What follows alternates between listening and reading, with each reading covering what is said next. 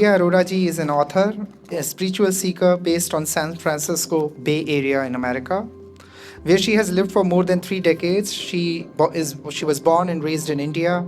Priya ji discovered her love for books at an early stage, a passion that led her to earn her degree in English literature from Oxford University.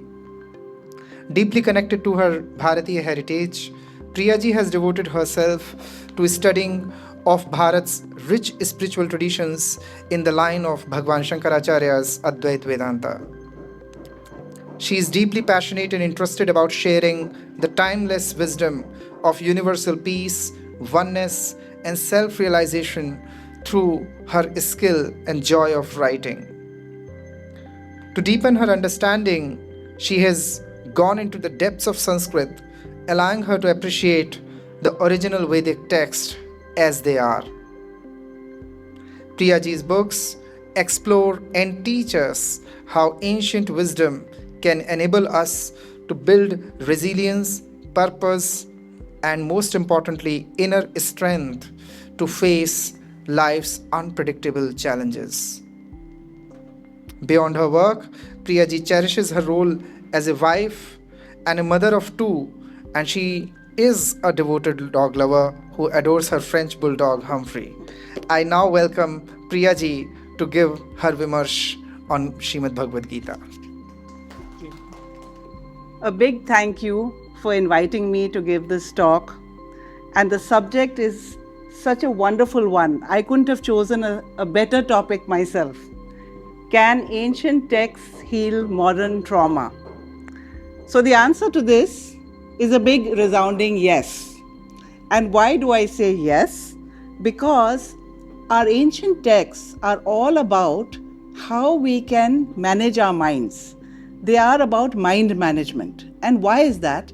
Because you see, all our problems actually stem from our thinking.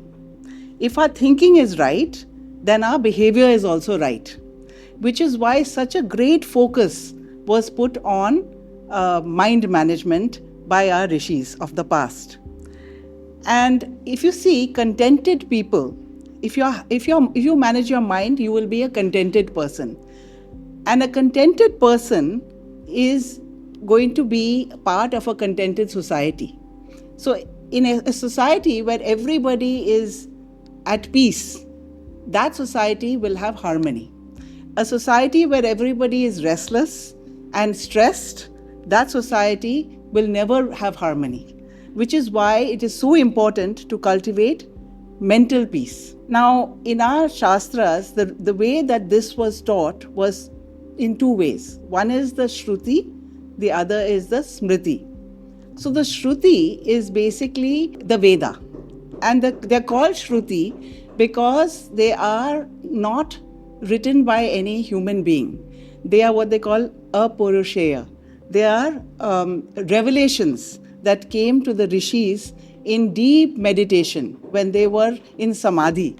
So they would get these universal truths, which they then put into shlokas and pass down through the ages. And these are like, we don't know how old they are even.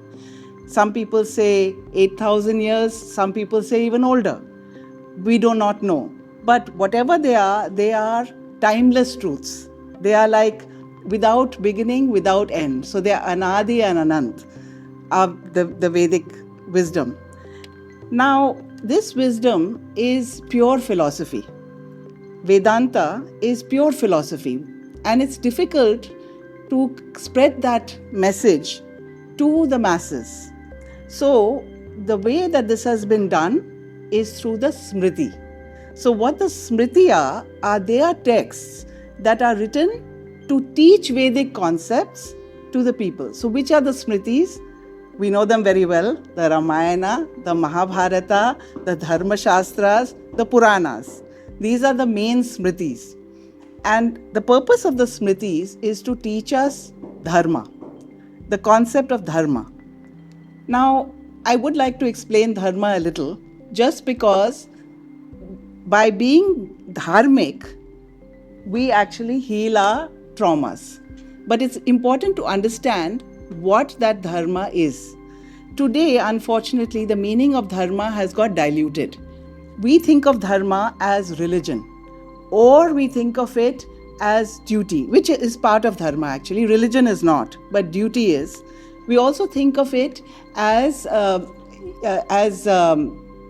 right thing to do, righteousness. Now, dharma is the right thing to do. That is what the meaning of dharma is essentially, is when you say have dharmic behavior, it means do the right thing, but it is a little different from morality. Dharma is the right thing in the context, which is for the good of the many. So it is for lok kalyan. So when your actions are directed to the good of the many, that is dharma. So there are many examples in the Ramayana and Mahabharata. In fact, the whole Ramayana and Mahabharata were composed to teach people what dharma is. And in the Ramayana, it starts with Valmiki he asks his Guru Narada, he says, Kon vasmin sampratam loke gunavan kascha viryavan dharmagnyascha kritagnyascha satyavakyo dhridavrataha. So what he's asking is, who is there in our time today? Sampratam loke, who is a dharmagnya. Dharmagnya meaning a person who understands dharma. And that was the greatness of Sri Ram. He understood dharma and he never crossed the boundaries of dharma, which is why he is Maryada Purushottam. He stayed within that Maryada of dharma, which is different from the Maryada of rules. Because it's easy to follow rules. If I tell you, or not me, but if somebody tells you, don't lie ever, that's an easy thing to follow actually, because you don't have to think. You just do it blindly. But that's not dharma. Because dharma says you have to use your intelligence based on the context. So there's a very good example of this in the Mahabharata. In the Mahabharata, Sri Krishna explains this to the Pandavas, who have the same confusion. He says that, dharma and adharma are so context-based that you have to be clever enough to understand when to do what. So telling the truth is dharma, but sometimes telling the truth becomes an adharma. So he gives an example. He says there was a sadhu who was sitting on the banks of a river, and a man comes running by there, and he is being chased by robbers. And this poor man goes and he hides behind the bushes somewhere. And the sadhu sees him hiding there behind the bushes, and he decides that, what can I do if I'm asked, these robbers come and they ask him, have you seen this man? And he says, well, if I lie, then I'm a sadhu baba. That's immoral for me to tell a lie. So he says, okay, I better tell the truth because lying is bad. So he says the man is hiding there. So the robbers go, they catch him, kill him, steal his things. Now you have to ask, did the sadhu, was that dharma or adharma? His truth in that context was actually an adharma. It was not dharma. And there are many occasions in the Mahabharata and in the Ramayana where we question today. We say, how did Sri Ram kill Vali from behind a tree? How did Sri Krishna tell Yudhishthir to say Ashwatthama Hata? How could he do that? Now, we ask this question because we don't understand dharma in the way it is meant to be. We associate dharma with morality, which it is not. Dharma is what is for the good of the many. So I'll just take this one example and then I'll go on to the main topic. In the Mahabharata, Dronacharya was killing ordinary soldiers with his Divya Astras because he had the knowledge of these Astras, and it was against the rules of battle. You are not supposed to use your Divya Astras on ordinary soldiers. So like have to fight with like. If you are a Maharathi, you have to fight with a Maharathi. You don't fight with an ordinary person. Now, he was wiping out regiments, one after another, battalions, with his Divya Astras. And those poor soldiers had no idea how to defend themselves because they didn't have those Divya Astras. So Sri Krishna comes to Yudhishthir and he says, now listen, this is a situation we're in. You can't stop him. Why? Because he's your guru. He knows more than you. His knowledge of astras, he was also Parshuram's student. So he could not be defeated. So then he says that you have a choice here. What he's doing is adharma. First of all, he's a Brahmin and he should not be lifting astras. Okay, fine, he's lifting astras, then he should not be doing it unethically. But to stop him, there is no ethical way. There is no ethical way to stop him. So he says the only way you can stop him is by making him give up his weapons. And how do you do that? Because he was very much, he loved his son so much. So you have to say that his son is dead. So now this was a lie. But was it an adharma in the context? So this is the thing that our Shastras bring up. That it is that dharma and adharma are contextual. And they are for the good of the many. So in this case, what Dronacharya was doing was not for the good of the many. So if he had to be taken out by bending the rules, then that is not hinsa. That is not considered hinsa. So coming now to how this is important, this idea of dharma and how it can actually heal our modern trauma. For that, we have to see where does trauma come from. So our Shastras tell us that trauma comes primarily from three sources. The first one is adhyatmika, which is from your own mind. We build up, we catastrophize situations and make them worse than they are. We cause ourselves sorrow, actually, by our own thinking, wrong thinking. That is one source. Second source is from outside. That's adhibhautika. So you're walking down the street, a dog bites you, just from nowhere. That has come to you from outside. You can't help it. Third source is what they call acts of God. So there could be floods, your house could be washed away, there could be a landslide, you're caught in that. These are rare instances that happen. So if you look at these three sources of sorrow, which is the one that happens the most? It's not adhidaivika, because that may or may not happen in your lifetime. It's not adhibhautika, because that may happen, but it may happen rarely. The one that happens every day, all the time, is adhyatmika, which is our mind. Therefore, mind management becomes the key to solving our mental state and our sorrow. So if you want to heal your trauma, the first thing you have to do is manage your mind. And the Bhagavad Gita is about mind management. See, what was Arjuna's problem in the beginning of the war? He was in a state of mental panic. He just sat down. He says, Na yotsya iti govindam. I will not fight. He throws down his Gandiva, as a warrior like Arjun. And he sits down and he says, I cannot fight anymore. I cannot do this. Now, he goes on talking and telling Sri Krishna why he should not do this. And Sri Krishna listens. The whole of chapter 1 is only the Vishad of Arjun. And why he's saying, I can't fight.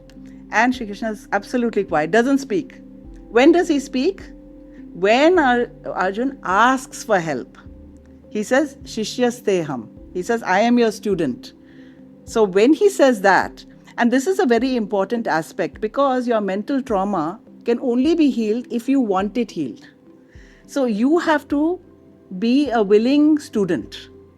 You cannot, thopo this onto anybody, this knowledge.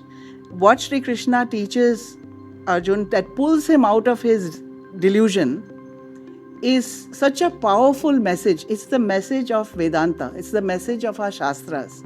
But this message, he calls it Guhyam. Guhyam means secret. But actually it's not secret, it's little known. In that way secret. That it's there, it's available to everybody, but you can only get it if you want it. So that was actually the difference between Duryodhan and Arjun.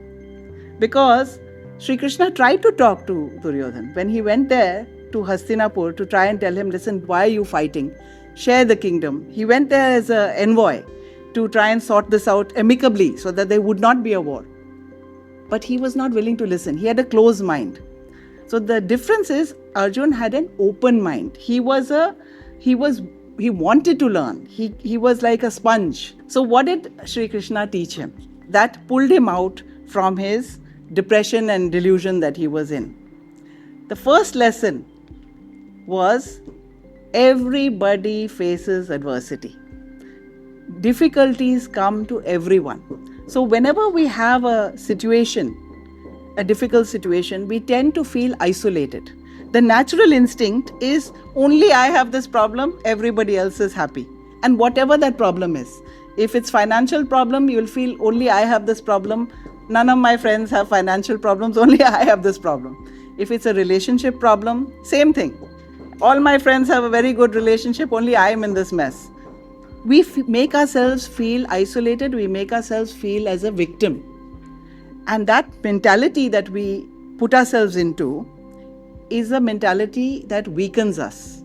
It does not give us strength.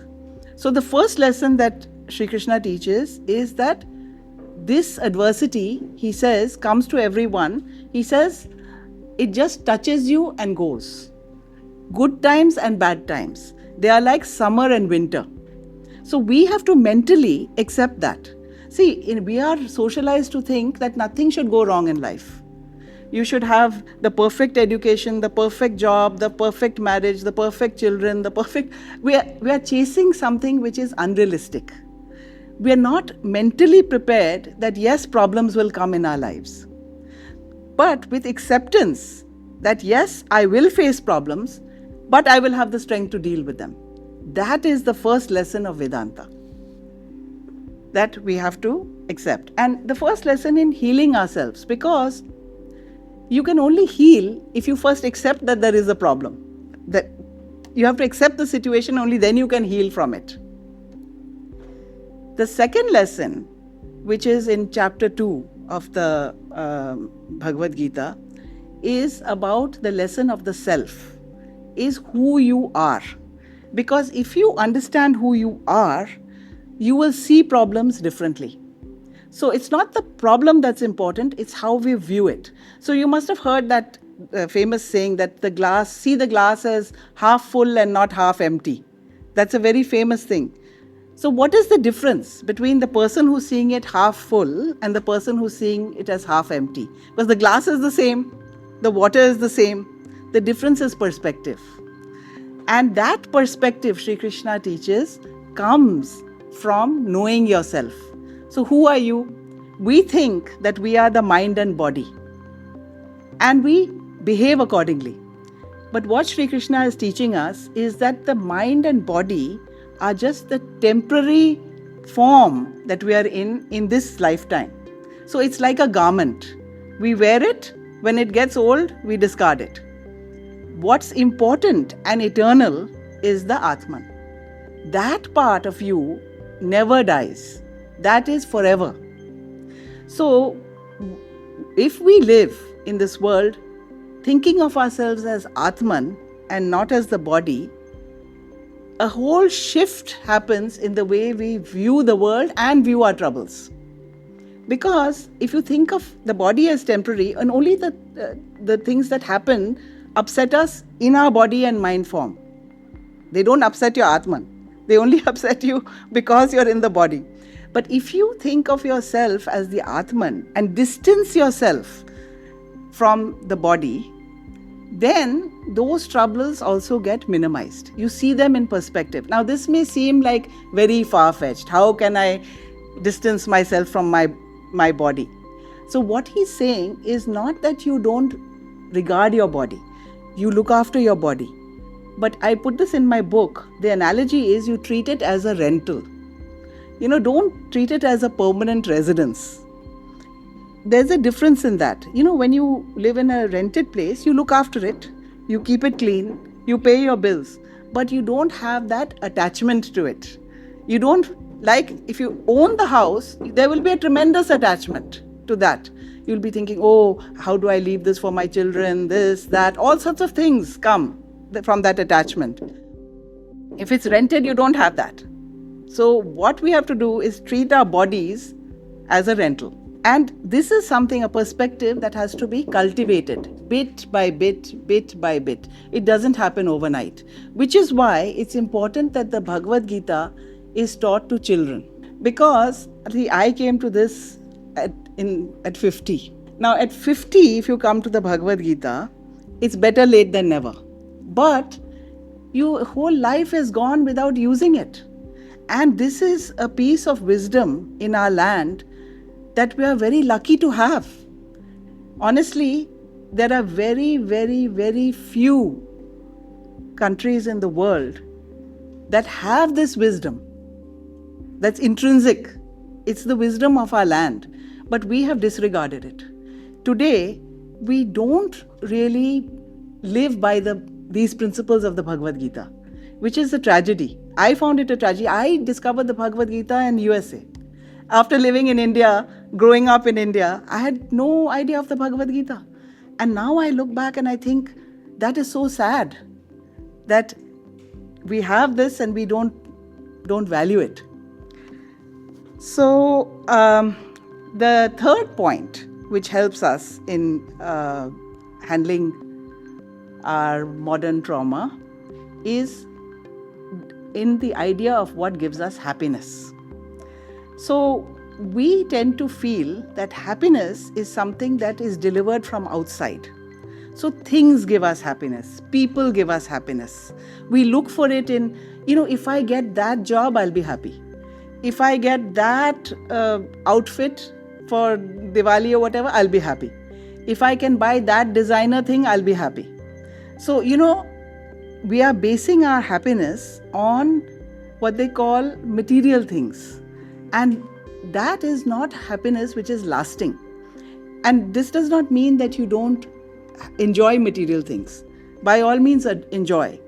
But we should not be craving them. There should not be that thing that I can't live without it.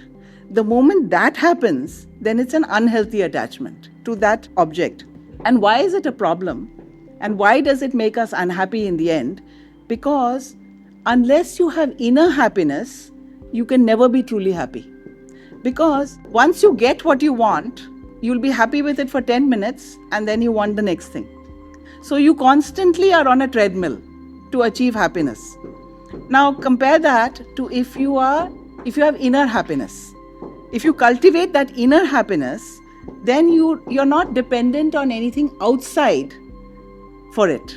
You become Atmanirbhar, to use a phrase. That is it. When you become satisfied in yourself, then you're not going around with a begging bowl, saying, give me happiness, which is what we do. And Sri Krishna says that is a very, very, very critical part of mind management, is to cultivate happiness inside, not to depend. So if you really, really, really like coffee, it's fine to have it. But it should also be that if you don't get it, your mood is not messed up. Your attitude should be fine if it's there, equally fine if it's not there. So this Sri Ram shows us in the Ramayana. So he was told, you're going to be Yuvraj. So obviously that's a great, great honor. He was happy. Now the next day what happened? Vanvas. But he still kept his mind balanced. So this is what happens when you have inner happiness. So then you're not dependent on, that crown for your happiness. He was equally happy in the forest, equally happy in the palace. This is a lesson of our Shastras. Then a very significant lesson in the Bhagavad Gita is about raga and dvesha. So raga is what we crave and love, and dvesha is what we dislike. And we as human beings, it's our tendency, we run towards raga, whatever we like, and we run away from whatever we don't like. We avoid.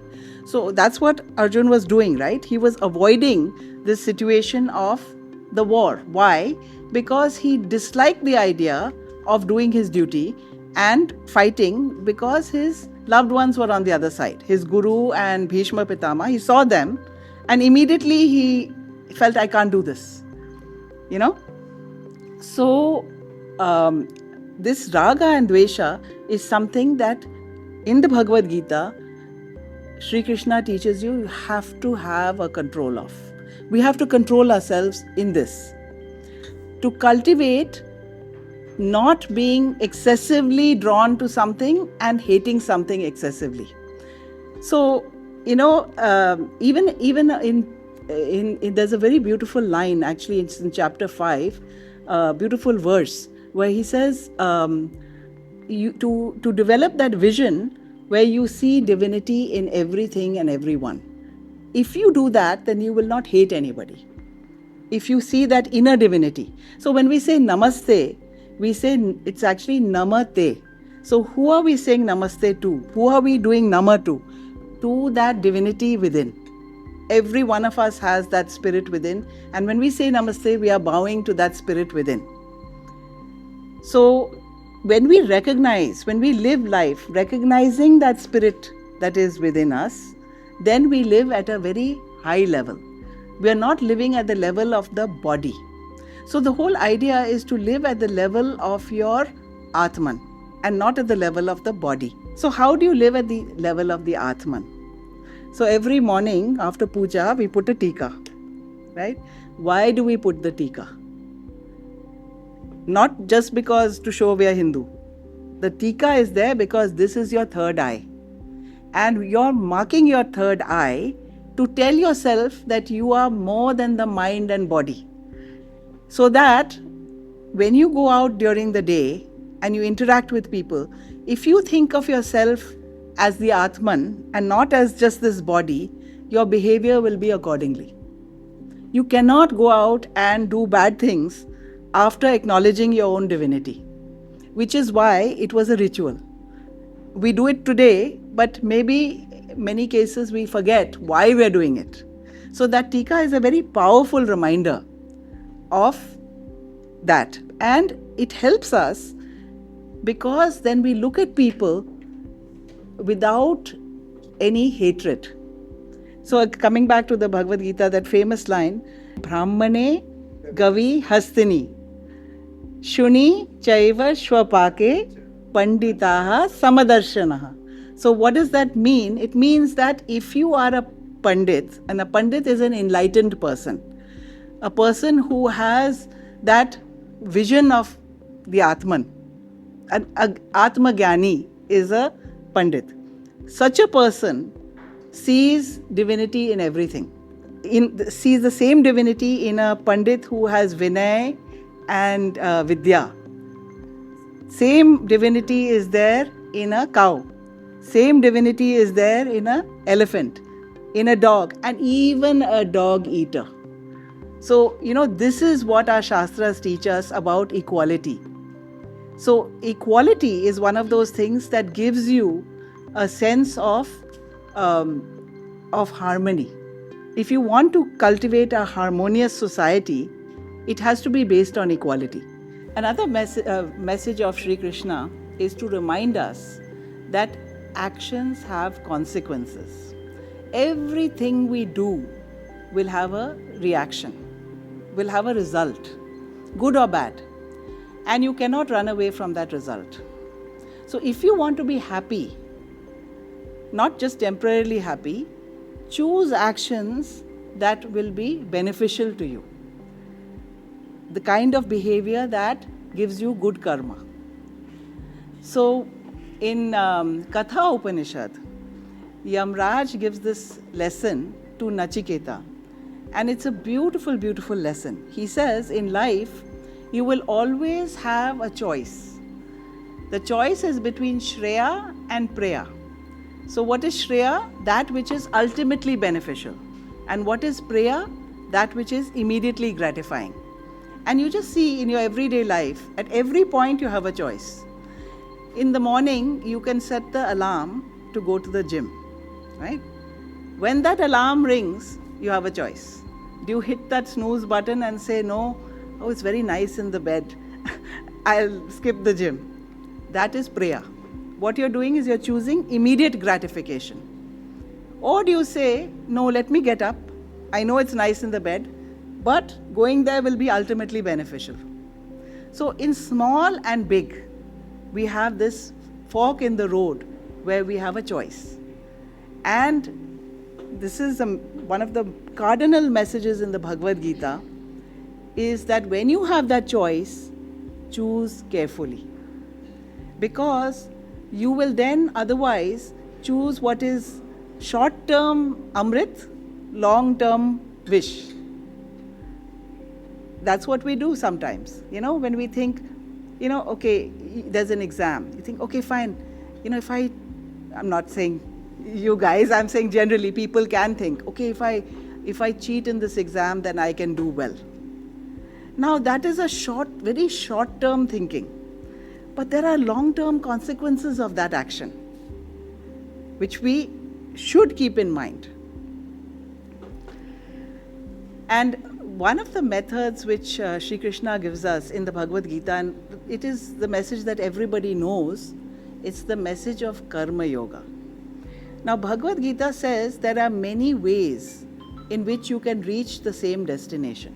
It's not prescriptive.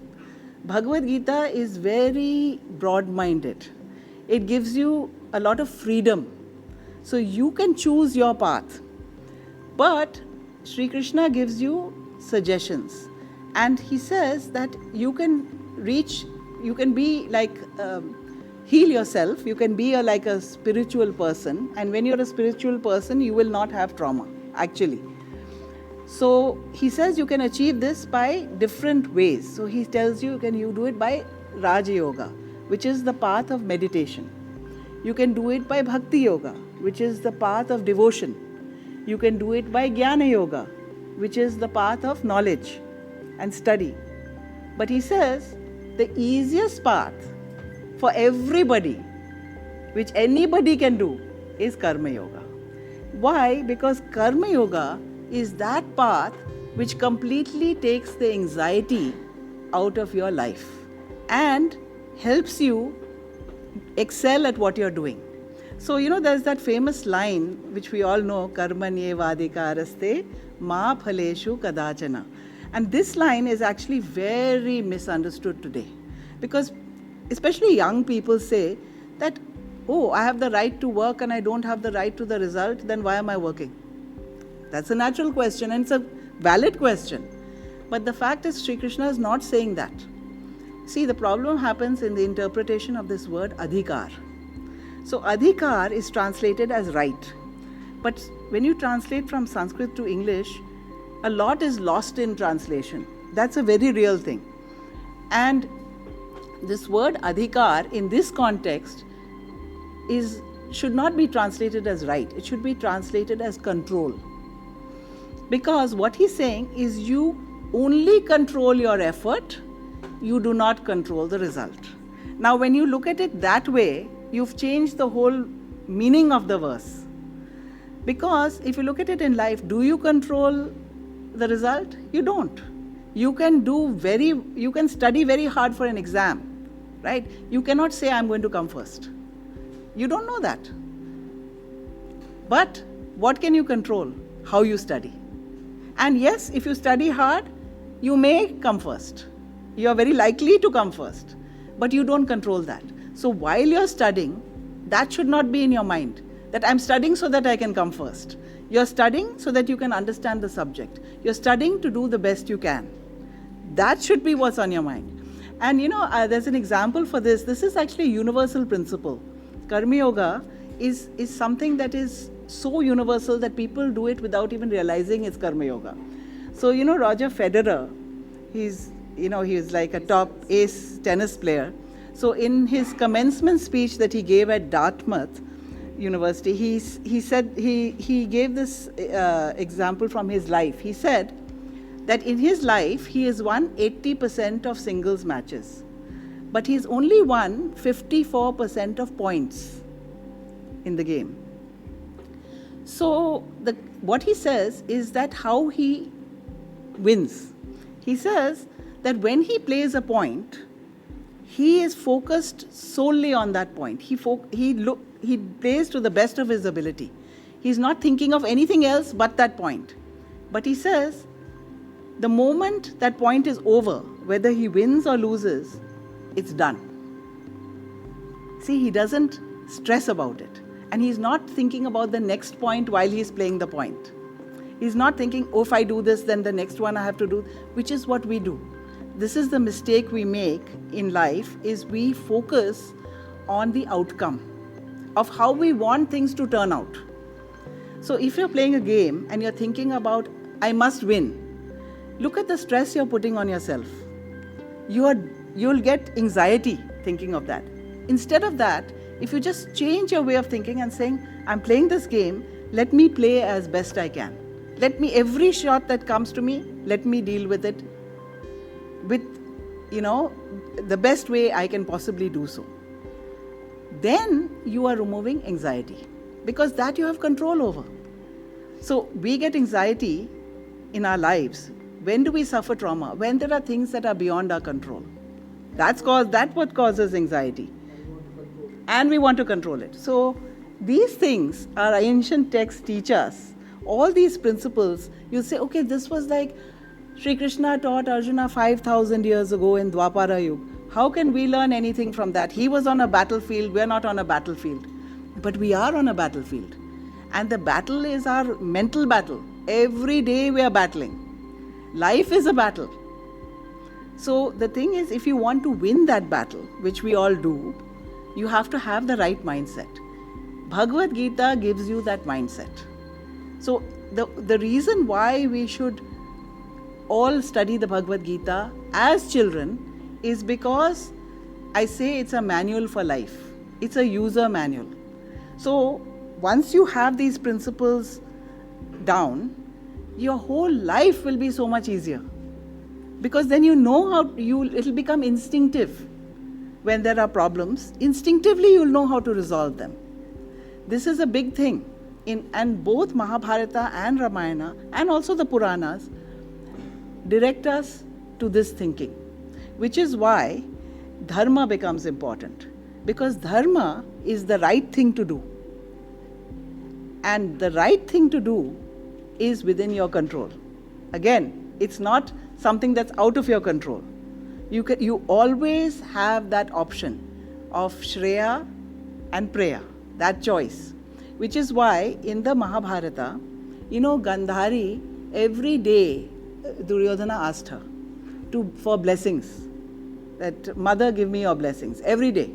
And you know what she would say every day? Yatho dharmas tatho jayaha. Which means where there is dharma, there is victory. And this is also the motto of our Supreme Court, and not without reason. Because she knew that if you follow a dharma, you're not going to win. You can't win. In the end, the dharma will always win. So adharma, yes, for 13 years or so, he won. He cheated and he won, Duryodhana. He got the kingdom, he lived like a king, he was happy. But look at the time, 13 years. He gambled his long term for those 13 years. When Sri Krishna told him, share the kingdom, give them their Indraprasth back, you live in your Hastinapur, then it would have been forever, right? As long as he lived, he would have been the king there. But he didn't, he chose prayer. What was the prayer? I want everything. That was the choice. And that was the result, caused him trauma. It caused him mental anguish. And we do the same today. So these lessons that are there in our ancient texts are Sanatana, which is why what we actually practice is Sanatana Dharma. Sanatana because it is forever. As Brahmaji said to Valmiki when he wrote the Ramayana, he said, this story is a story of Dharma of Sri Ram. It will last as long as there are rivers and mountains on earth. Why? Because Dharma is everlasting. The concept of Dharma is Sanatana. And that's why even today, civilizations have fallen and risen. But Sanatana Dharma is continuing for thousands of years. And it will continue forever. And the reason it will continue forever is because it is based on universal values, not values of any particular time. It's not for Treta Yuga or Satyuga or Dwapara Yuga or Kali Yuga. These are principles that are eternal. So that's basically my talk on how our ancient texts can help us manage our lives today, because they are Sanatana. That is really what it is. But we need to be like Arjun and be ready to absorb them. We should not be like Duryodhan. Our minds have to be open. So any questions? I would love to answer questions. Yes, please. Let me give you the... First of all, ma'am, officially I will thank you later. So, why is it that we commit the wrong, knowing very well that things are wrong? It's not that students over here do not know that drinking is bad, and yet they end up doing though. It's not that we don't know that not being late is good, and yet we sometimes end up being late. Right. So why is it that we know things are wrong, and yet we do them, yet we end up doing them? That's a wonderful question, because this is actually why we have... The question is very valid, because we know all these things, and yet we find it hard to do it. And a little bit of that can be answered, Yamraj answered that a bit, because instinctively we choose what we think is immediately good for us. We are not thinking of the long term. So, we talk about take drinking. When people start drinking, they think it's immediately good. Why? Because they think it's cool. Friends are doing it, everybody's drinking. Probably doesn't taste nice at all, But force yourself to drink. Why? Because then you fit in. So what are you doing? You're choosing the short-term, immediate gratification. Then what happens? It becomes an addiction. Then long-term misery. So why do we do it? Is because we do not filter through higher thought. When we do things, we do it based on instinct.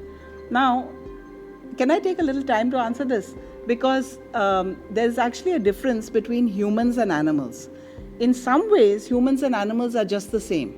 They say that aharam, which is food, nidra, which is sleep, and maithunam, which is reproduction, is common to humans and animals. So where are they different? They are also divine. We've just said, Gavi, Hastini, all have the same Atman. So then what is the difference between a human and an animal? The only difference is we have that higher reasoning, dhi, what is called dhi. That is the power of discernment. Unfortunately, we tend to live instinctively like animals. We do not use our dhi. We have put that in hibernation. So where these problems happen is in such cases. And why the Bhagavad Gita is important is because it's trying to make you remember yourself as a higher spirit, not as the mind and body. So if you live it as beyond the mind and body, you will never become addicted to drink. Never. You cannot. It's not possible. So I don't know, does that answer your question, or is it a... I know it was a long answer, but the trouble with our Shastras is everything is long. There's no short format. Yes. Any other questions? No? Okay.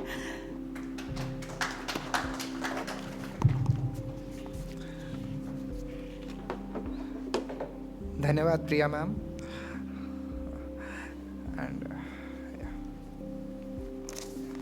this, being a long-term student of Srimad Bhagavad Gita, I can say this, and being a long-term student of Vedanta also, I can say this is a very rare talk I've had the privilege of listening to, and I'm most fortunate, ma'am, like all of us are assembled here. Though the gathering may seem a small number of people, but we all know Gita was taught only to one, and just one is enough. The rest is all the expansion that we have. You are all teachers. We will take your wisdom to our classrooms.